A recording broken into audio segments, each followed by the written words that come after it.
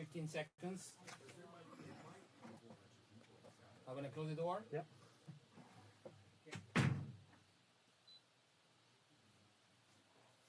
You ask. Oh no, my stuff's not working. Oh shit, internet?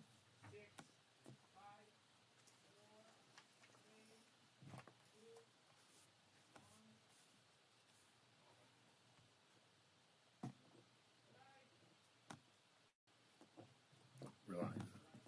I heard Max say we're live. Does that mean we're live? Is that what's going on here? Yep. What are we supposed to be doing? I was actually just driving down a back street in Calgary. I was lost, and I saw an Alberta flag, and I was like, hey, that seems kind of cool, and I ended up in this seat. Yeah. I'm not sure exactly. Who are you? Yeah, I'm Dennis Kalma. Oh, I'm Chris Scott. Nice to meet you. Hey, I've heard your name before. Oh, I've heard your name before as well. Good cafe.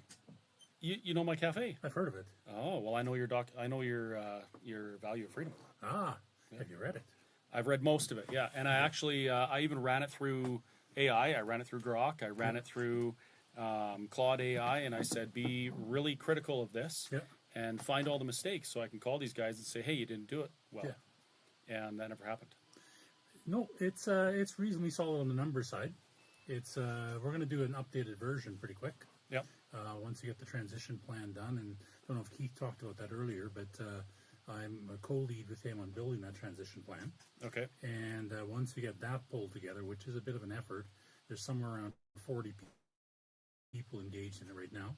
We got 20 subject areas to deal with, pulling it together, and hope to release it by the end of July. Mm-hmm. But that'll redo the transition elements in the Value of Freedom, because we'll have more accurate numbers, more accurate processes, and so forth, so that we can say, okay, transition will really cost us roughly this much. That's awesome. And then on the actually doing it part, we're getting, we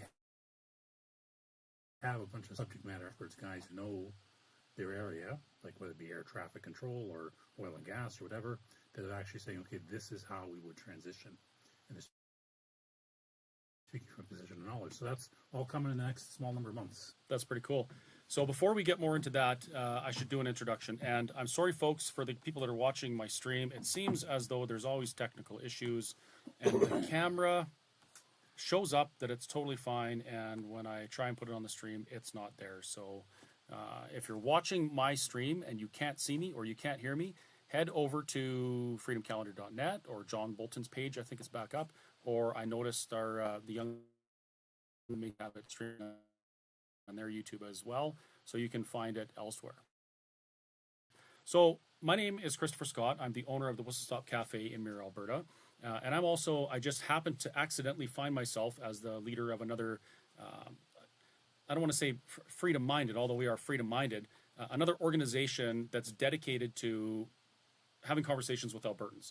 So the most important thing that I've realized over the last 6 years is that people aren't talking to each other, and we're making decisions on our governance, on legislation, those types of things, and we don't have all the facts.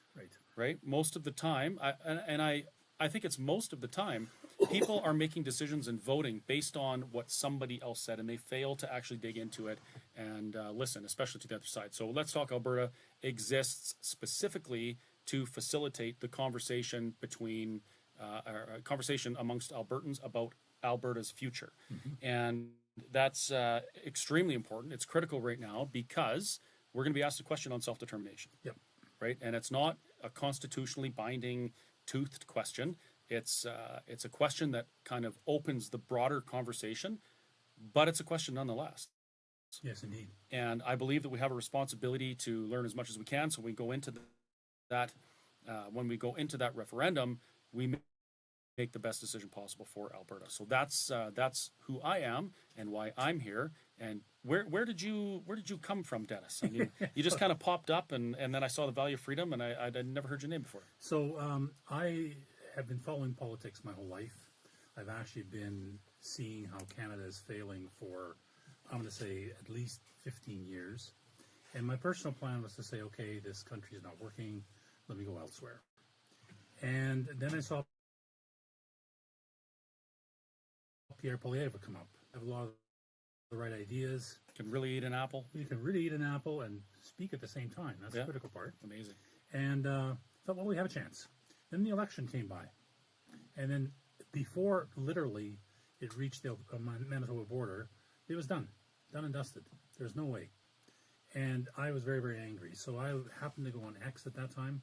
I saw Jeff Rath's posts, and I thought, well, this guy seems interesting. So I pinged him and said, hey, need any help? Like, maybe I can help out.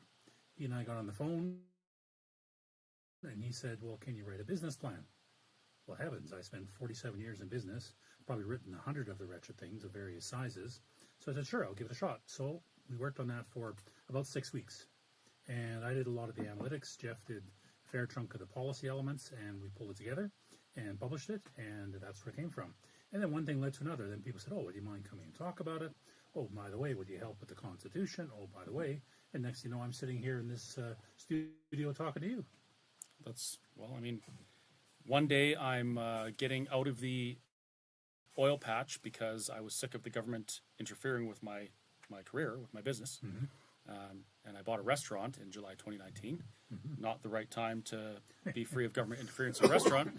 And next thing you know, I'm speaking at hundreds of town halls across Alberta on the topic of Alberta sovereignty. Yep. So life has an interesting way of, throwing these curveballs at you. And, they say, they say about the best laid plans, right? So I never planned for any of this, but here I am. And what a privilege it is to be here and in the midst of this conversation. I can't think of a more important conversation.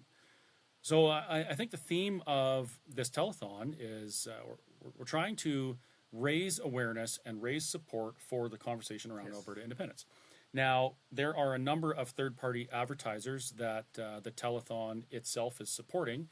As far as I know, I don't believe they're working together. This is something that John put on to try and get things public, because that's what he does. So the goal here is to encourage people to donate to the TPAs, and I'm sure you've already heard it, folks, but if you haven't, there is a contribution limit. There's a $5,000 contribution limit for everybody donating to a TPA. I believe your corporation can also donate up to $5,000. So you should be spreading it around as best you can. And I would encourage you, if you're a Forever Canadian supporter and you're watching this telethon, by all means, contribute to your favorite TPA, which may be the Forever Canadian TPA. Now, my organization is different. We're not a third-party advertiser. Okay. And there's a very specific reason for that. The Elections Finance Act has a carve-out in it that allows people to express themselves for political purpose. Mm-hmm. And that's what we're doing. We're facilitating town halls, open conversation. We invite people from both sides, although because I'm very vocal about my position, it's very rare that somebody that opposes me shows up. But I wish they would, because if we're going to be asked this question, I want to make the best decision. And if they can tell me why their position is better than mine, I need to hear that. Yes. Because I want to make the best decision. So I would love for the front row to be filled with people who oppose my position. So what we're going to do, and I'm not exactly sure how the logistics of this is going to work. I guess we're going to have to rely on some of the folks in the back end. But I have a little bit of a contribution limit left for my personal TPA contributions. I donated $1,000 to Corey Morgan's TPA, and so that means I have $4,000 left that I can donate. What I'm going to do is, during this portion of the telethon, the top 3 TPAs that people donate to, I'm going to match that up to my contribution limit. Mm-hmm. So it's like $1,600 or something like that to the top 3. So folks, now's the time. You're going to maximize the impact and the input to those people that you want to support by leveraging mine as well. And if you want to support what Alberta is doing, you can be from anywhere. Mm-hmm. You have no contribution limits. You can donate as much as you want.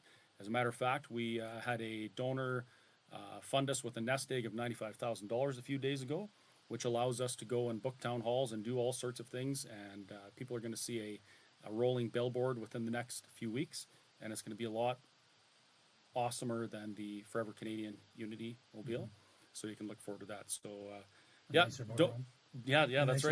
Yeah, it's big. It's 40 feet. It's a diesel pusher. It's an Albertan mobile, rolling coal, and it's going to be an absolutely fantastic expression of, hey, I love Alberta and I want to have this conversation. So donate, and donate often, but don't exceed your limits. And if you're from outside of Alberta, don't donate to a TPA. You're not allowed. But you can donate to Let's Talk Alberta, and we will be good stewards of your donation and maximize its impact.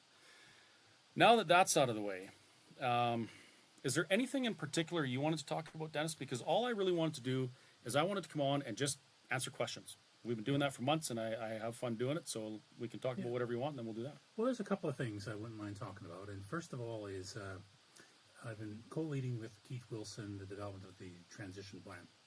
And I want to make clear a couple of things about it. People think the transition plan is setting long-term policy for the country of Alberta and deciding how we will work and form a government and so forth. And that is not true. All those things are in the hands of the future legislature. Deciding how taxes are done, deciding what constitution we should use, deciding what kind of military do we need, are all things to be done by the people of Alberta through their elected legislature once we are an independent country. So all the transition plan is doing is covering that period of time from when we win the referendum until such time as that legislature is in place. Think of it more like scaffolding or temporary supports than a long-term plan. So all we're saying is, okay, how do you handle policing until the legislature can decide what the long-term policing model is? Now, things have to be done. We have to, of course, defend the borders, protect the borders, release